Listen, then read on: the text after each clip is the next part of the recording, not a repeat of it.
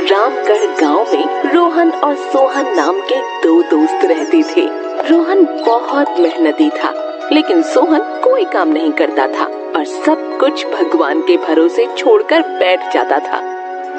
एक दिन, भाई अब तो परिवार भी बढ़ रहा है, अब उनके लिए घर बनाना पड़ेगा। हाँ यार, कह तो तू सही रहा है, लेकिन करें क्या? भाई एक काम करते हैं, जमीन ले लेते हैं और उस जमीन पर खेती करते हैं। अनाज का अनाज होगा और फायदा भी होगा। हाँ तू सही कह रहा है। चल साहूकार अमीर चंद के पास चलते हैं और जमीन का भाव पता करते हैं। दोनों मिलकर साहूकार के पास जाते हैं। साहूकार जी, हमें 1 बीघा जमीन खरीदनी है। तो खरीद लो, हमने कब मना किया है? जमीन खरीदने के लिए पैसे लाए हो। साहूकार जी, अभी तो हम बस जमीन देखने और जमीन का दाम पूछने आए हैं। अमीरचंद जी, क्या दाम है? 10,000 रुपए में मिल जाएगी जमीन। अमीरचंद जी, बहुत महंगी है जमीन। तो महंगी है तो कहीं और से ले लो। चलो चलो, अब जाओ यहाँ से। अमीरचंद की ये बात सुनकर दोनों मायूस हो जाते हैं और दोनों वहाँ से वापस आ जाते हैं। सोहन, जमीन तो बहुत महंगी है, अब क्या करेंगे हम? इतने पैसे तो है ही नहीं। हाँ, ऐसा कर सकते हैं, दोनों पैसे मिलाकर उस जमीन को ले लेते हैं और दोनों मेहनत करेंगे और जो भी फायदा होगा दोनों बराबर बांट लेंगे। हाँ यार, सही कह रहा तू, ऐसा ही करते हैं। ठीक है, तो कल चलते हैं। अगले दिन दोनों दोस्त जाते हैं और अमीरचंद से वो जमीन खरीद लेते हैं। अब सब ठीक हो जाएगा। हाँ, बस अब जमकर मेहनत करनी है। तू चिंता मत कर, भगवान सब अच्छा करेंगे। क्यों ना हम आज से ही काम पर लग जाएं। एक काम करो, तुम जाओ, मैं भगवान से प्रार्थना करके आता हूँ, हैं? रोहन जाता है और खेतों को जोतने लगता है और इधर सोहन भगवान की पूजा करने लगता है। और शाम को जब रोहन वापस आ रहा होता है तो उससे कहता है, अरे रोहन, तू चिंता मत कर, हमारी फसल बहुत अच्छी होगी। हाँ, आज मैंने पूरे खेतों को जोत दिया है, बस अब उसमें बीज बोना है। चल जा, तू भी आराम कर ले, मैं भी फिर कर लेता हूँ। दोनों अपने अपने घर जाते हैं और सो जाते हैं। और अगले दिन रोहन सोहन के घर जाता है। चल सोहन, बाजार चलते हैं और बीज ले आते हैं। तुम जाओ, मैं अभी पूजा कर रहा हूँ। मैं तुम्हें खेतों पर ही मिलूंगा।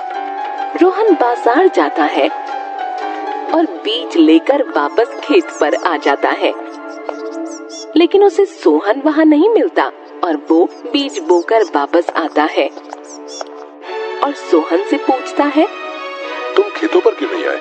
वो मैं भगवान की पूजा कर रहा था। सोहन इसी तरह भगवान की पूजा करता रहता था और रोहन खेतों में मेहनत करता रहता था। बहुत दिन बीत गए और खेतों में बहुत अच्छी फसल हुई। इतनी अच्छी फसल देखकर दोनों बहुत खुश हुए। वाह, कितनी अच्छी फसल हुई है। हाँ, सब भगवान की देन है। तुम एक काम करो, आज से ही कटाई शुरू कर दो। मैं अभी इतनी अच्छी फसल के लिए भगवान को धन्यवाद देकर आता हूँ।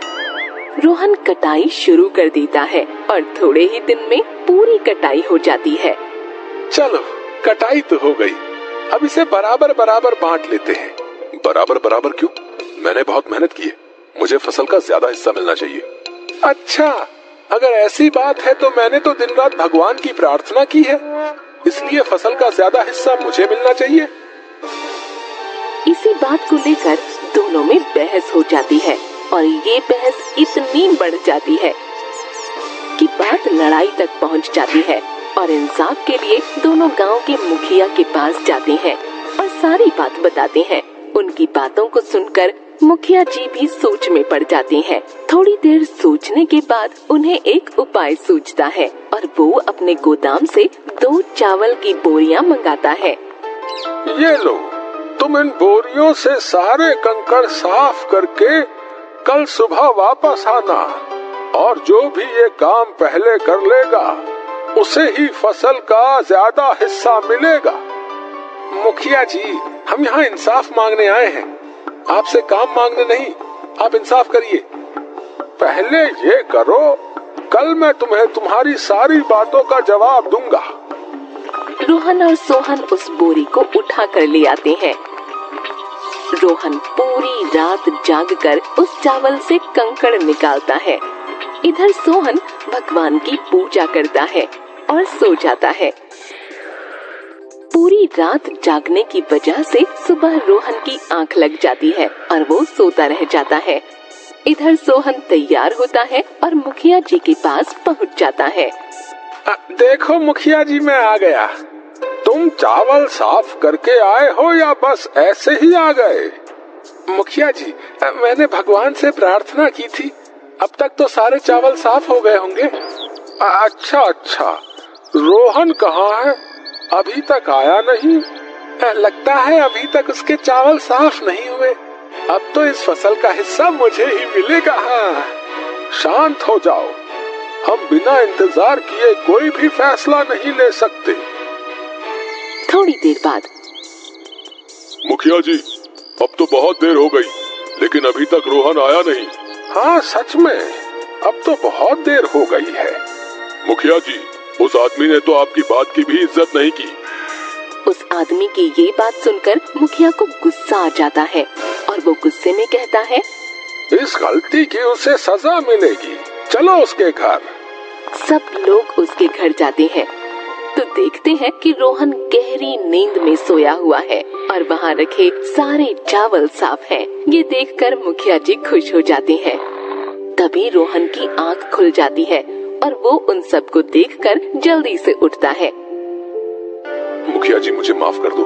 मैंने पूरी रात चावल साफ किए थे, जिस वजह से मेरी आंख लग गई और मुझे पता नहीं चला कि मैं कब सो गया। कोई बात नहीं बेटा, तुमने इस चावल को साफ करने के लिए पूरी रात मेहनत की है, इसलिए इस फसल में ज्यादा हिस्सा तुम्हें मिलना चाहिए। लेकिन मुखिया जी, ये तो अन्याय है। मैंने तो भगवान की आराधना की थी। जाओ देखो, तुम्हारे चावल साफ हुए हैं। सोहन भागा भागा जाता है। इधर रोहन की मेहनत को देखकर मुखिया जी खुश हो जाते हैं। थोड़ी ही देर में सोहन वहाँ आता है और सोहन को देखकर मुखिया जी कहती हैं, क्या हुआ सोहन? मुखिया जी, चावल तो साफ नहीं है, लेकिन मैंने तो भगवान की इतनी प्रार्थना की थी, फिर उन्होंने मेरे साथ ऐसा क्यों किया? सोहन, भगवान भी उन्हीं की मदद करता है जो मेहनत करते हैं। सोहन को मुखिया जी की बात बहुत अच्छी तरह से समझ आ चुकी थी। अब वो भगवान की प्रार्थना के साथ साथ मेहनत भी करने लगा। तो हमें उम्मीद है कि आपको हमारी ये कहानी पसंद आई होगी। कृपया हमारे चैनल को सब्सक्राइब करें और सभी अपडेट्स के लिए बेल आइकन जरूर दबाएं। और हाँ, वीडियो लाइक और शेयर करना मत भूलिएगा। Bye bye.